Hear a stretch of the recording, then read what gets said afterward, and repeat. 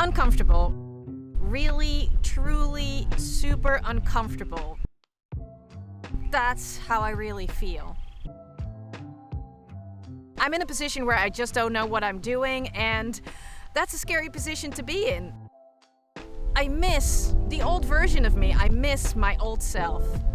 The very things that I know burned me out are the things that make me feel safe, and that is wildly unhealthy, I know that. But being super stressed out, feeling that pressure, constantly doing things, being busy at all times, that is my comfort zone. Now, I'm not intentionally trying to revert back to that old version of me, but my brain is 100% telling me that I should not be doing this because I just haven't found any evidence yet that slowing down and living a simpler life is actually going to be beneficial for me. So I'm really trying to do this great big identity shift, right? Going from a person that identifies with being busy and productive, and that's where they get their worth, to somebody that wants to live a slower and more simpler life.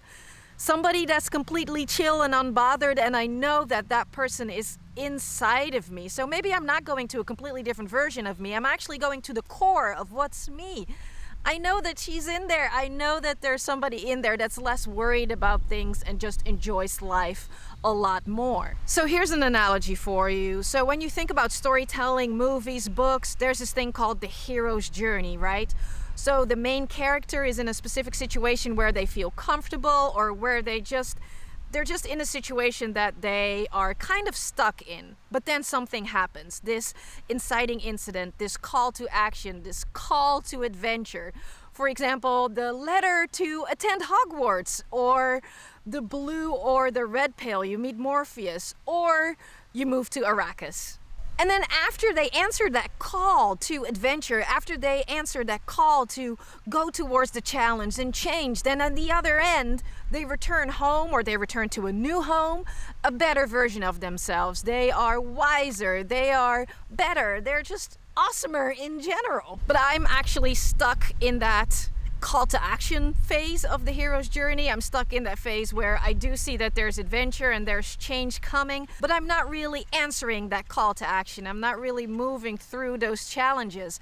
I haven't morphed yet from Mr. Anderson to Neo. I haven't morphed yet from Paul Atreides to Moedeep. I know that I'm on my way to completing my hero's journey, to becoming a new person that's a lot more chill, like I said, a lot more unbothered, and just doesn't worry so much about everything. However, I'm still being challenged. I'm still going through it, if you will. And honestly, all of these movies that I just referenced wouldn't have been fun at all to watch if there wasn't a challenge, if there wasn't a struggle that the main characters have to go through in order to get to that end, in order to get to that transformational part of themselves, in order to get to that version 2.0 of themselves. And making a 180-degree change in your life is not supposed to feel easy. Identity shifting isn't easy. And just becoming a different version of yourself will not happen overnight. And that's just something that you have to make peace with if you are going through a process like this yourself. And throughout your hero's journey, you probably want to quit at some point, just like I do, and you're going to want to go back to your comfort zone. You've likely been operating a certain way your entire adult life. It's not surprising that your past self is gonna fight for themselves, right? They're gonna fight for their right to be in your life. And so what you need to do is you need to be really steadfast in what you want to accomplish, and really have to work on it hard for likely an extended period of time. I think you have to be super self-aware. You have to really know when you are reverting back to your old ways, when you're doing things the same way that you've always been doing them, and then turn that around and start implementing the new things that you want to implement again. Just start over again and again and again, however many times that takes. And for me personally, things that really have been helping me is journaling and then meditation.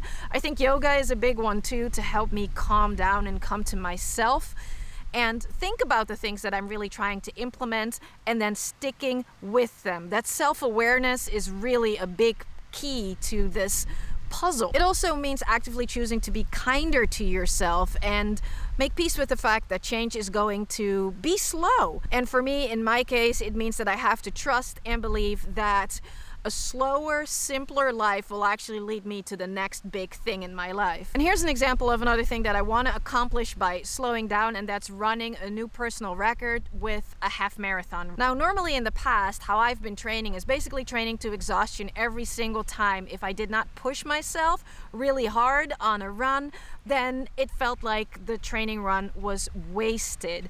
And now I'm doing the exact opposite. I'm slowing down to eventually become faster.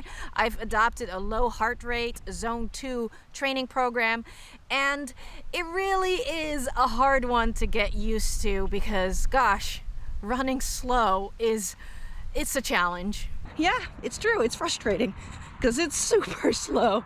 Sometimes I feel I might as well walk, which at times I have to get my heart rate back down. And this is gonna be really hard to train like this because this is not what I'm used to at all. You know what the worst part is about this low heart rate training? Everybody that's out there that's running too is so much faster than you.